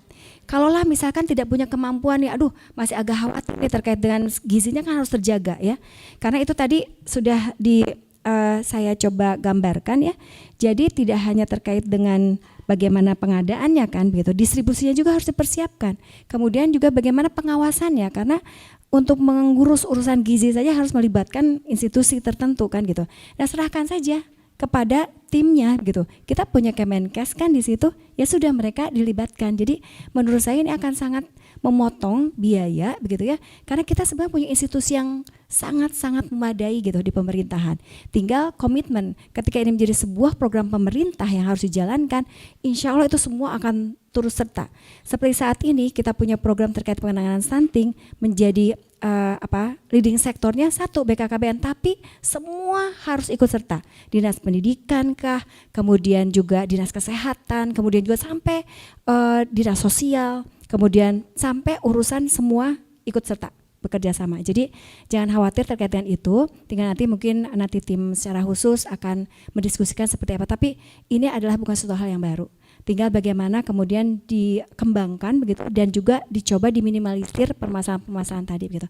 Satu saja masalahnya adalah bahwa program ini juga harus bersama-sama, istilahnya melengkapi program terkait dengan peningkatan kualitas gizi untuk tadi ibu hamil dan balita. Itu saja. Terima kasih. Baik, terima kasih Bu Atalia. Tepuk tangan semuanya. Lanjut langsung Mas Dewa. Ya, thank you. Ini singkat aja ya, sekaligus closing. Pertanyaan menarik terkait badan. Jadi badan ini kerja ngapain sih nanti? Gitu. Bikin badan lagi, bikin lembaga lagi, gitu kan udah banyak gitu. Permasalahannya tuh sekarang gini, kalau teman-teman pernah dengar PMTAS gak? Belum. Itu program yang jalankan Kemendikbud, if I'm not mistaken, kalau nggak salah ya Profesor ya, PMTAS. Itu program makan gratis tapi untuk anak sekolah belakangnya. Nah, tahu gak kalau untuk ibu hamil dan balita itu ada? Ada, yang jalanin Kemenkes. Anggarannya beda. Yang satu dikelola Kemenkes, yang satu dikelola Kemendikbud. Gitu. Tadi juga Ibu Atalia juga bilang, oh udah ada RKUN gitu loh. Nah, saya kebayangnya ini badan enggak lebih ke task force gitu loh. Ini yang udah banyak nih kan anggaran kesana kesini. Nah, ini yang jadi task force-nya, koordinator buat memastikan program ini benar-benar kita scale up, terus diciptakan lagi monefnya seperti apa dan lain-lain. Jadi bukan hanya lebih ke manage-nya lah gitu. Karena masalahnya di Indonesia tuh manajemen sih menurut saya. Niat baik kan gak cukup ya. The goal doesn't justify the means gitu loh. Jadi niat lu baik, niat kita baik, tapi kalau caranya gak baik ya buat apa gitu loh. Jadi badannya itu yang menurut saya lebih cenderung akan sangat baik jika lebih ke project management bentuknya. Siapa yang kelola apa, huda swatnya bagaimana, monefnya dan segala macam. Karena sebenarnya anggarannya sudah ada gitu loh. Dan selama ini tercecer di mana-mana gitu. Mungkin itu bisa kita gather dulu, kita kelola, kita lihat siapa melakukan apa, anggarannya berapa selama ini, mana yang perlu ditingkatkan dan lain-lain sih, Pak. Tapi again, saya setuju banget gitu. Perlu banget skepticism ya kalau saya bilang ya. Ini gimana nanti kalau dikorup, gimana nanti kalau dikorup gitu loh. Dulu India juga gitu Pak gitu loh. Kalau mau dibilang how far we'll help, kita ketinggalan jauh sih gitu loh sama India tuh 40 tahun, Prof. 40 tahun kita ketinggalan sama India. India udah mulai ini dari 40 tahun lalu. Kalau saya tanya sama profesornya, dulu pakai pilot gak sih ngerjainnya? Oh enggak pakai pilot project, kita langsung sikat. Orang project niatnya bagus, baik kok gitu. Pasti ada kesalahan, ada kekeliruan, itu wajar gitu. Tapi jangan sampai karena niat ini udah bagus segala macam, karena kesalahan-kesalahan yang ya ada human error dan impactnya sangat bagus terus ditiadakan gitu aja gitu loh. Apalagi program ini udah berjalan dan saya again sih belum dapat tuh riset hasil yang tidak baik atau negatif atas program makan gratis untuk anak sekolah dan ibu hamil tuh saya belum dapat. Kalau ada mungkin ya boleh kita diskusikan gitu loh. Ada luar biasa sih kalau ada gitu, sampai WFP bisa bilang ini investasi terbaik tuh, berarti kan bukan kaleng-kaleng gitu loh. Jadi itu teman-teman, saya setuju banget Monef harus ditegakkan dan masyarakat harus jadi avant-garde gitu loh untuk melototin ini. Again juga kemarin Pak Prabowo bilang kalau nggak mau yang nggak usah dipaksa gitu. Masih banyak yang lebih membutuhkan gitu loh. Kita punya sekolah swasta di sini di Indonesia tuh ribuan mungkin, tapi hanya 300 yang kualitasnya bagus. Dan mungkin 300 tersebut kayak dana BOS ya, itu kan nggak semua nerima. Banyak sekolah swasta yang saya nggak mau gitu. Oh yang udah nggak apa-apa, kita kasih yang kayak yang lain gitu. Nanti prinsipnya juga akan seperti itu gitu. Kita tidak paksakan. Anak-anak orang kaya mungkin tadi jajannya lebih gitu. Ya kita kasih ke yang lebih membutuhkan gitu. Jadi sekian itu saja dari saya. Semoga menjawab. Terima kasih teman-teman semua. Oke, terima kasih semuanya. Oke, semoga menjawab. Mungkin terakhir dari ketiga pembicara bisa memberikan closing remarks-nya atau closing speech-nya. Mungkin 1 menit, singkat saja. Singkat saja, Bapak dan Ibu, setiap program yang baik untuk peningkatan kualitas sumber daya manusia perlu kita apresiasi. Apapun itu tentu harus melengkapi program-program yang sudah ada, sehingga ini bisa betul-betul memaksimalkan potensi tumbuh kembang bagi anak itu sendiri. Kita lihat bahwa ternyata dari 76 negara yang sudah melaksanakan terkait dengan makan siang gratis ini, bukan berarti bahwa mereka sudah selesai untuk urusan gizi bagi anak-anak balitanya begitu. Jadi ini tetap perlu untuk dilakukan sehingga kita bisa memastikan begitu bahwa anak-anak kita bisa tumbuh sehat, cerdas, dan mereka bisa menjadi penerus-penerus bangsa kita yang siap untuk menyongsong Indonesia Emas di tahun 2045. Begitu, terima kasih. Yep. Dari Mas Dewa, singkat saja. Dari saya, kita kebanyakan suka nyinyir ya. Jadi sebenarnya menurut saya nyinyir itu bagus, tapi kalau dulu bangsa ini nyinyir semua, kita nggak ada yang merdeka teman-teman. Nggak bisa 350 tahun dijajah, 350 tahun dijajah, nggak bisa duluan, nyinyir duluan, belum perang udah kalah duluan, itu kita nggak merdeka gitu loh. Jadi paling sangat rasional adalah mulai aja dulu. Pasti ada jalan. Oke, thank you. Promosi itu. Ya, pada Pak Rahmat, lanjut Pak. Begini, Indonesia punya sejarah panjang di dalam kegagalan, tetapi juga punya sejarah panjang tentang keberhasilan produksi pangan kita. Sampai pada akhirnya produksi ini berlebih. Pernah kita mengalami produksi susu dibuang. Susu segar dibuang di sungai, diklik saja. Sampai hari ini kita kelebihan telur, kelebihan ayam. Kadang kelebihan cabai, kelebihan sayur yang dibuang. Di satu sisi, saya mendengar langsung dari Ibu Atalia, sebagian besar masyarakat kita kurang gizi. Masyarakat kita tidak mampu membeli telur, tidak mampu membeli ayam, tidak mampu membeli susu untuk keluarganya. Nah, inilah peran negara yang seharusnya dilakukan pertama-tama sebelum kita memberikan pendidikan, sebelum memberikan pelayanan kesehatan, sebelum memberikan pelayanan kebutuhan sandang dan papan. Jadi terus terang saja Pak Dewa, Ibu Atalia, ini adalah program yang paling spektakuler di dalam sejarah pangan dan pertanian Indonesia. Dan Indonesia akan mencapai Indonesia Emas pada waktu 100 tahun kemerdekaan kita, setelah kita pernah mempunyai program swasembada pangan dan kita pernah menjadi negara yang dijadikan contoh bagi pengembangan pertanian di Asia Pasifik pada tahun 1980-an. Tahun 2024 kita mencanangkan untuk mengulang kembali sejarah pangan Indonesia. Dan ini menjadi bagian dari upaya membangun generasi emas, dan yang paling menggembirakan bahwa ini menjadi perhatian besar bagi generasi muda kita, bagi generasi milenial kita, bagi generasi-generasi yang memang menginginkan generasi ke depan ini menjadi generasi yang bisa bersaing di mancanegara dan bisa menjadi bagian dari negara-negara besar. Terima kasih. Assalamualaikum warahmatullahi wabarakatuh. Waalaikumsalam warahmatullahi wabarakatuh. Oke, akhir kata saya rasa saya tidak punya kapasitas untuk menambahkan para pakar ini karena gelar saya baru 1, Bu. Baru ST aja, belum ada nambah. Paling saya tambahan sedikit aja. Mohon maaf apabila ada keterbatasan teknis. Jadi tapi tetap semoga substansinya teman-teman dapat. Jadi dan semoga edukatif dan informatif dan semoga menjadi inspirasi untuk teman-teman terutama yang di Zoom juga yang di Bandung untuk paham program unggulan yang paling spektakuler tadi kata Pak Rahmat untuk Indonesia Emas 2045. Untuk teman-teman di Bandung dan Cimahi yang tergerak untuk datang ke TPS, semoga 14 Februari milih Bu Atalia. Partainya nomor 4, Golkar. Kita doakan ya, sukses ya. Dengan nomor urut 4 juga. Ya, sebagai caleg DPR ya Bari Bu. DPR RI dari Golkar nomor urut 4. Bandung dan Cimahi. Ya, ya yang teman-teman di Zoom ya.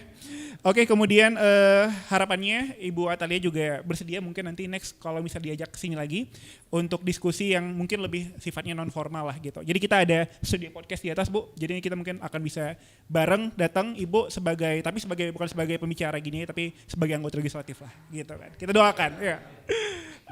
Terima kasih kepada Pak Rahmat, terima kasih kepada Mas Dewa. Jadi Balai Dewan Pakar ini untuk memang meningkatkan diskusi politik kita lah ya, 1 oktav lebih tinggi. Sehingga karena memang fungsinya sebagai think tank untuk menggagas tapi juga untuk memikirkan implementasi program Prabowo Gibran ke depannya. Jadi kita tidak hanya bisa menang tapi juga siap untuk menang. Jadi ya nggak cuma gagasan aja, nggak cuma omon-omon aja. Tapi lebih rinci sampai ke program teknis implementatif yang lebih deliberatif ke teknis dan operasional. Saya mohon izin sebagai moderator jika ada salah perkataan dan perbuatan. Akhir kata saya ucapkan terima kasih kepada para pembicara dan peserta.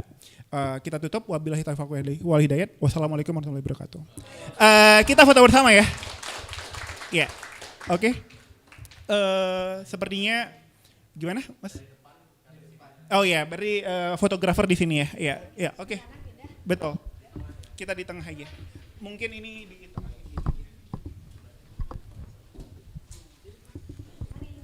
Iya.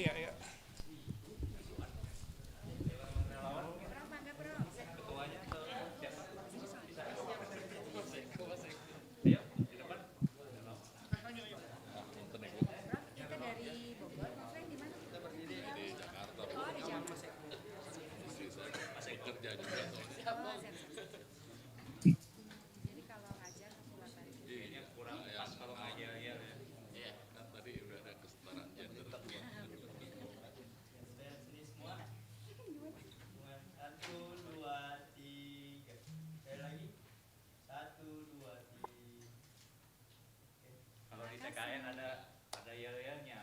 Prabowo Gibran menang. Siap, boleh. Saya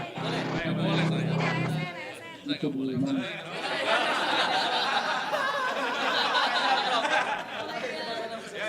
Gak apa-apa Pak, gabung ya Pak.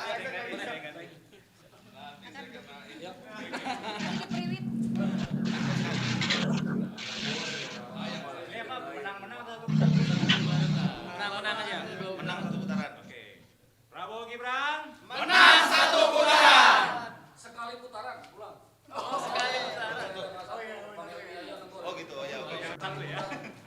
Prabowo Gibran menang sekali putaran.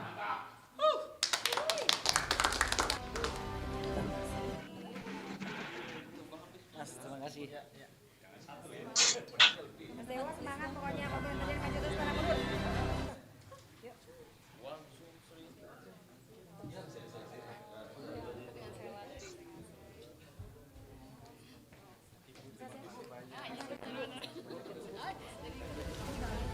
Yuk.